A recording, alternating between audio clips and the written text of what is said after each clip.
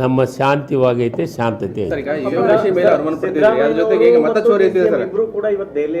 ಹೌದು. ಡಿಸಿಎಂ ಅಲ್ಲಿಂದನೇ ಒಂದು ಪೋಸ್ಟ್ ಮಾಡಿದ್ದಾರೆ ಈಗ ಸೋಷಿಯಲ್ ಮೀಡಿಯಾದಲ್ಲಿ, ನಾನು ಪಕ್ಷದ ಶಿಸ್ತಿನ ಸಿಪಾಯಿ, ಪಕ್ಷಕ್ಕಾಗಿ ಈಗೂ ದುಡಿತೀನಿ ಮುಂದೂ ದುಡಿತೀನಿ ನಾನು. ಎಸ್, 100%. ಸಿದ್ದರಾಮಯ್ಯನವರು ಪಕ್ಷದ ಶಿಸ್ತಿನ ಸಿಪಾಯಿ, DK ಶಿವಕುಮಾರ್ ಅವರು ಶಿಸ್ತಿನ ಸಿಪಾಯಿ, ನಾನು ಪಕ್ಷದ ಶಿಸ್ತಿನ ಸಿಪಾಯಿ.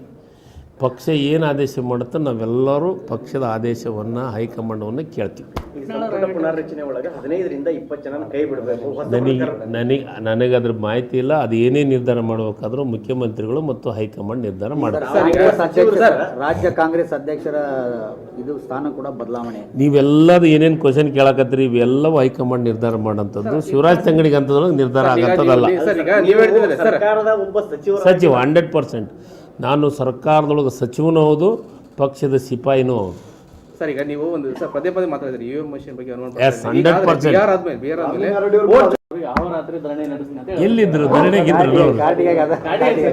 ಎಲ್ಲಿದ್ರು ಅವರು ಧರಣಿಯೊಳಗ?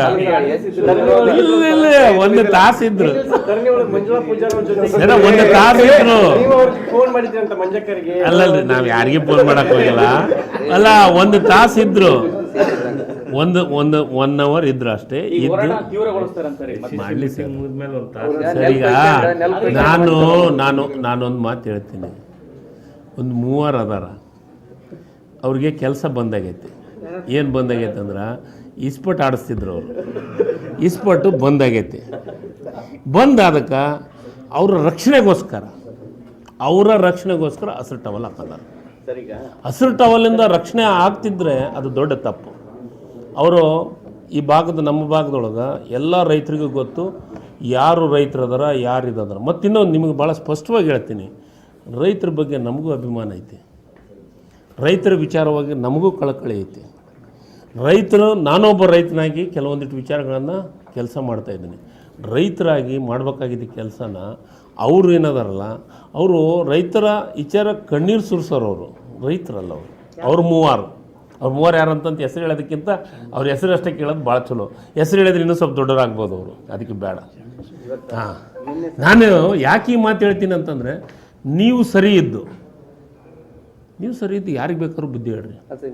ನೀವು 3 ನನಗೆ ಬುದ್ಧಿ ಹೇಳಕ್ಕೆ ಬಂದಂದ್ರೆ ಇನ್ನೂ ರೈತರು ಬಂದು ಬುದ್ಧಿ ಹೇಳಲಿ ನನಗೆ.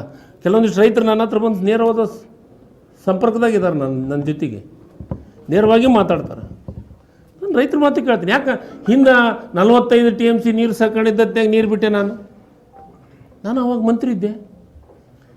ಏನೋ ಒಬ್ಬನು ಮಾತಾಡ್ತಾಯಿದ್ರು ಒಬ್ಬರು, ತಂಗಡಿಗೆ ಏನು ಗೊತ್ತೈತೆ ಅಂತ. ಸರ್, ಗೊತ್ತಿದ್ದಕ್ಕೆ ನನ್ನ ಪ್ರಯತ್ನವನ್ನು ಮಾಡ್ತೀನಿ.